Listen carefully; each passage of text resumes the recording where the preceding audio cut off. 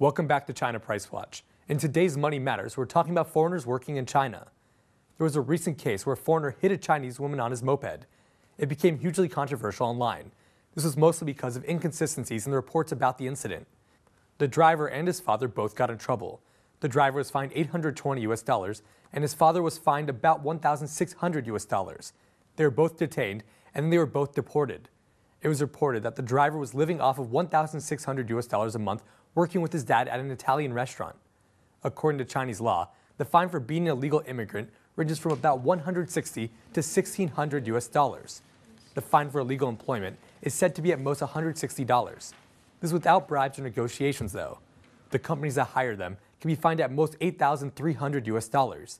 The company is also required to pay for the cost of deportation. The problem with the visas of these two was that they were registered with a different company. This can be done if someone switches jobs or if people hire an agency to make up paperwork. These travel agencies can set up all the certificates needed to comply to visa rules in China. This is a welcome service for foreigners. Many don't want to be subjected to the demands of an employer, or they don't want to handle the mess of paperwork. The process very frequently changes and often ends up being a guessing game. The agencies can provide invitation letters for work visas from a willing company. Since the people won't actually work for the companies, this visa game can get complicated. It's not also as simple as having a business card in the right form. The rules can change depending on relations between countries, recent news, political leadership, leniency of laws, political clout of an employer, and the time of year. It's hard to predict the visa process, so paying an agency to handle the visa is very common.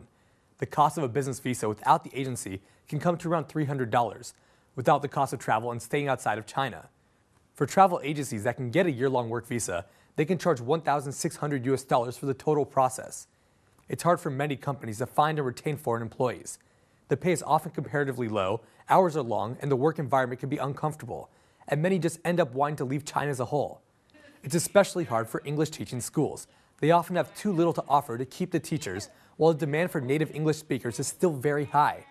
Many Chinese schools provide accommodation and salaries of over $1,000 a month. This puts them at a lower middle-class salary in China, where expat costs are some of the highest in the world. Foreigners tend to fall into stereotype roles in China. The way Chinese people value and rate a foreigner can depend upon the job, country of origin, skin color, or Chinese proficiency. Getting a visa for the country can drastically change someone's experience in China and their budget. Without clear and simple rules, the market and dangers associated with visas won't change. Don't go away, because up next for a question of the day, we'll hear Beijingers' thoughts on foreigners working in China. Stay tuned.